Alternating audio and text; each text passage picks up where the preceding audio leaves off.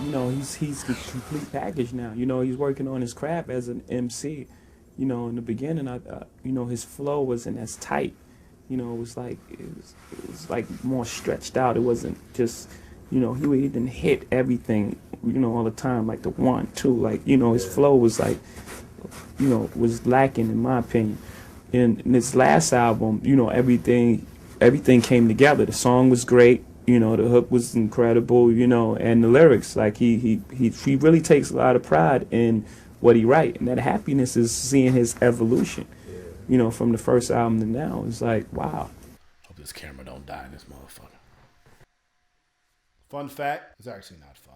I keep the same like towel for like a week.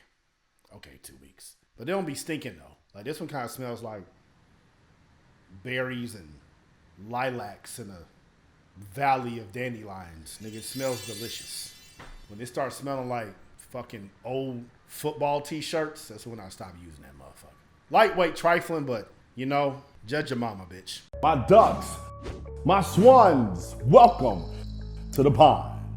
My name is Dorian from Group82Music.com, and right here we got Jay-Z talking about Kanye's improvement as a rapper. Some people have this notion that you can't improve as a rapper. Some people have this notion that you're either born with it or you not.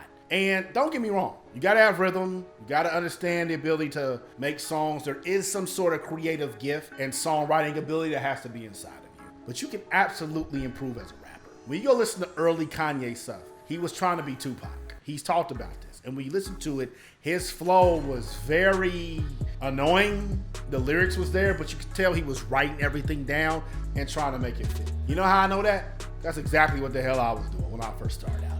I was writing everything down, the message I wanted, and I was trying to make it fit, as opposed to actually listening to the music and then writing what the music told me to write. I don't understand how you songwriters can write entire songs with no music. That makes no sense to me, because that's not a song, that's a poem. When I hear the music, I understand the pockets, I understand the cadence, the opening, the closing, where the hook is, where the bridge is, how I can go up an octave at this point in the verse, how I can come down. Do I need to double these vocals? Do I need to just get quiet and let the ad-libs ride? Do I just need to be silent?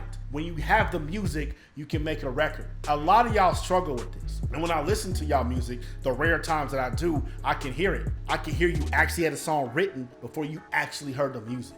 In my personal opinion, you don't need to do that. And anybody who's telling you opposite, I want you to look at their streaming numbers. I want you to look at their chart numbers. I want you to see if they're doing their music full time. Because if they're not doing their music full time, how can they possibly tell you what works and what doesn't? Do they have an audience? Do people connect with them? If people are connecting with them and they have built a pretty solid audience and they write their stuff first before they put it to the music, let me know. I'll bring them on.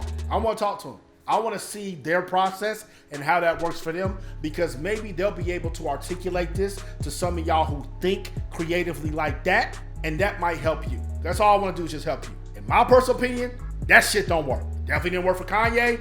Jay-Z kind of thinks of shit in his head, but he hears the music. Everybody I know thinks of music, and then they write the records. You can improve.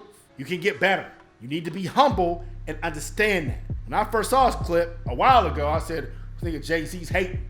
But once I started learning songwriting, and I learned how to rap and the technical aspects of that, I was like, he ain't hating. He wanted his man to improve, and he did. And this clip came out around graduation, and if you listen to even the College Dropout, the early songs of the College Dropout, to the latter part of Graduation, it sounds like a totally different artist. Same thing with me. If you listen to my very first album, The Duct Tape, and you go and listen to Rotate, or you go and listen to Michael Porter, it sounds like a totally different artist. Don't be afraid to improve. Don't be afraid to sharpen your skills. It takes a level of humility. And I know you think you dope, but you got to get the reps out for other people to hear the dopeness. We've all been there, including Kanye West, one of the biggest artists in the history of music. If you're somebody who has the technical aspect down, or you need help with it, but you just want more one-on-one coaching advice, click the link in the bio, purchase one of our one-on-one coaching sessions with me. You can get it for 60% off right now. Click the link in the description box on YouTube, do the exact same thing. We have a one-on-one coaching session. I do a complete digital brand analysis of your music, your brand, what you got going on. And I give you the tips that I know about songwriting, song sequencing, all that shit, because nigga, ain't nobody else gonna help you. Click the links, make it happen. Mouth the pod. Y'all stay true.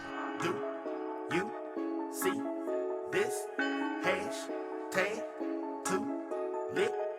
Do you see this hash? Group82music.com.